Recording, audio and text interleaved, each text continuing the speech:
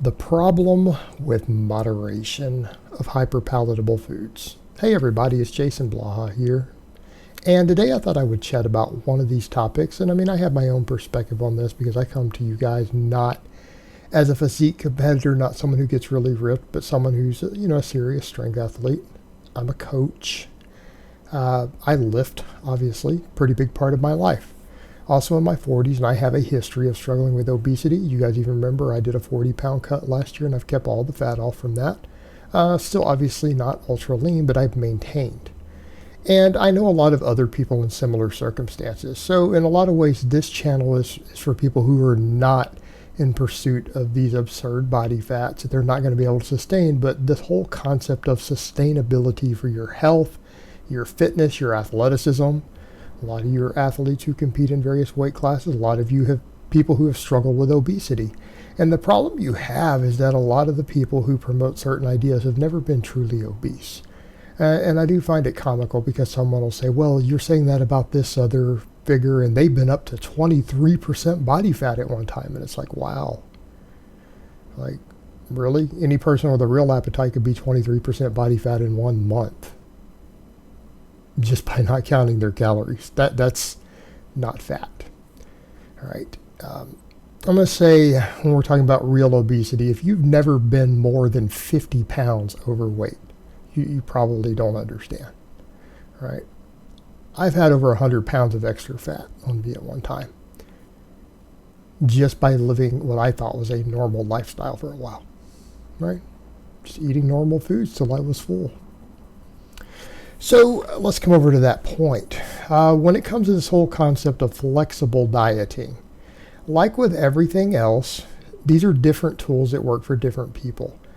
Any person who gets lean and stays lean, and note that is not most bodybuilders, it's not even a lot of the fitness YouTubers who bulk and cut every year and get up really fat and then cut, they clearly are not in that category because they don't get lean and stay lean. They don't stay at their ideal body fat for 3 years straight. Okay, so they're not consistent.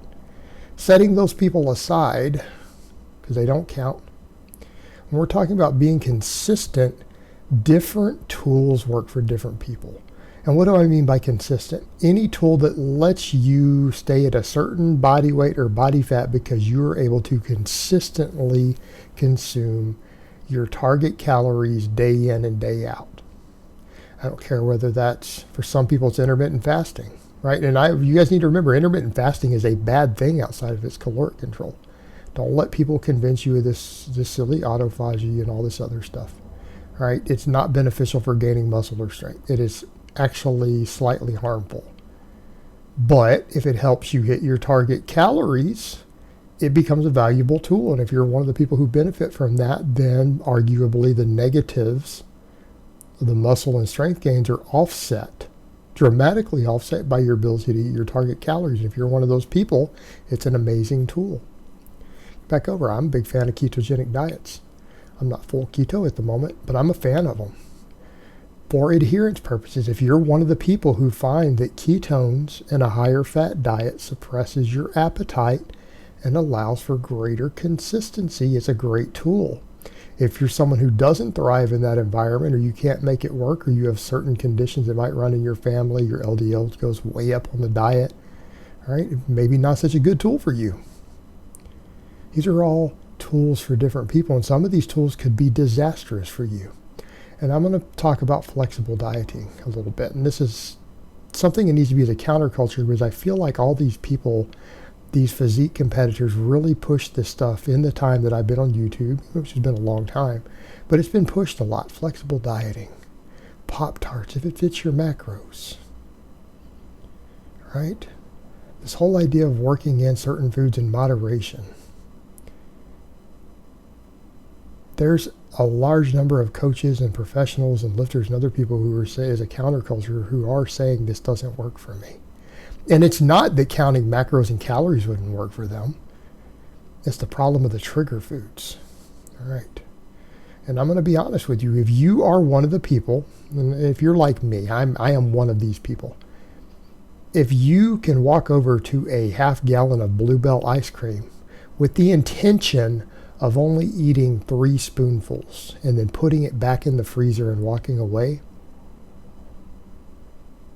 but the entire container disappears before you even knew what happened, guess what? Flexible dieting is horrific for you. Now, the proponents of it, of moderation, will say, well, you just need to fix your relationship with food so you can learn to enjoy 3 bites of ice cream. That is the most absurd, ludicrous argument I've ever heard. And the reason for that is that these people think that you need to spend tens of thousands of dollars on deep, intensive psychotherapy purely so that you can enjoy some garbage junk food, only 3 bites of it at a time. To them, that's worth $30,000 of therapy. That's ludicrous. That is a misallocation of resources. Unless you are wealthy, unless you're a millionaire, that is a ridiculous misallocation of resources. Especially for working or middle class people, go to therapy so you can enjoy ice cream, a small bite. You don't get that much pleasure from it. So let's come over to the point.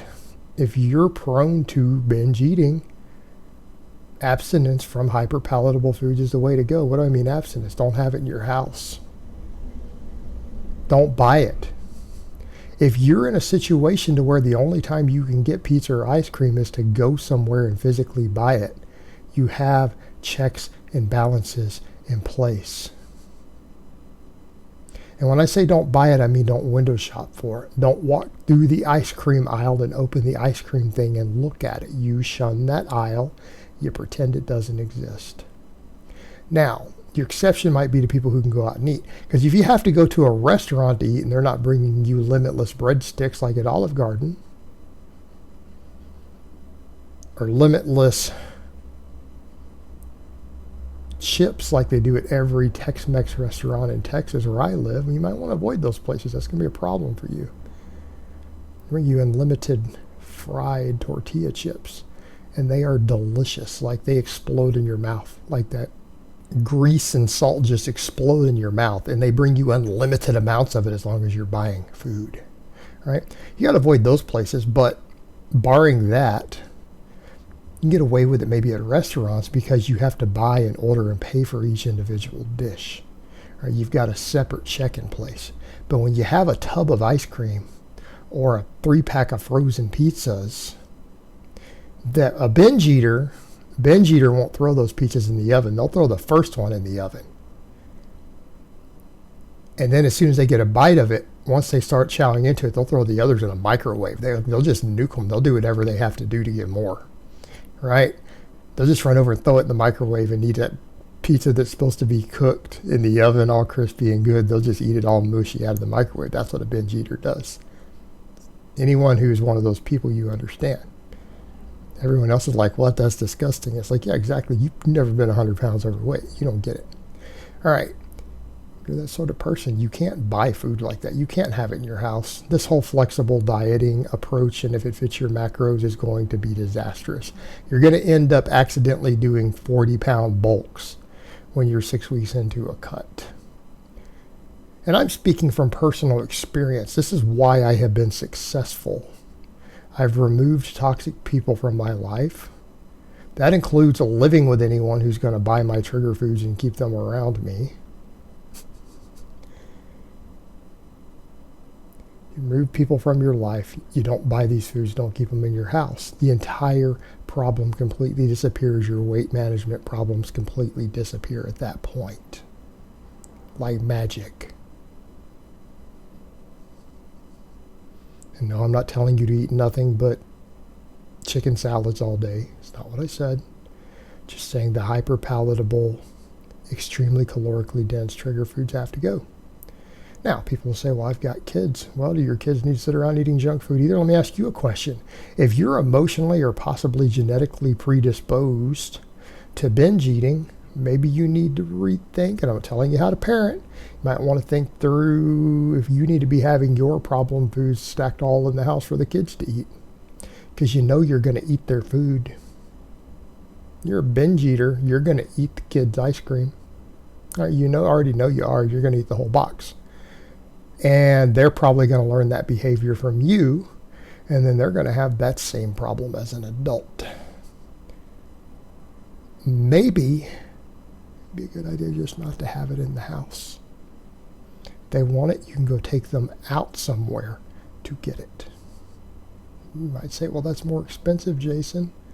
Well, it's not more expensive than your triple bypass surgery. Not more expensive than having to send your kid later to the big kids camp, right? You teach your kids good habits. Instead of using them as an excuse to have your junk food that you know you want to binge on in the house. Moderation doesn't work for everybody. Definitely people like us, it doesn't work. All right, guys, but that's really all I have to say on that today. I hope it's been informative, and I will talk to you guys next time.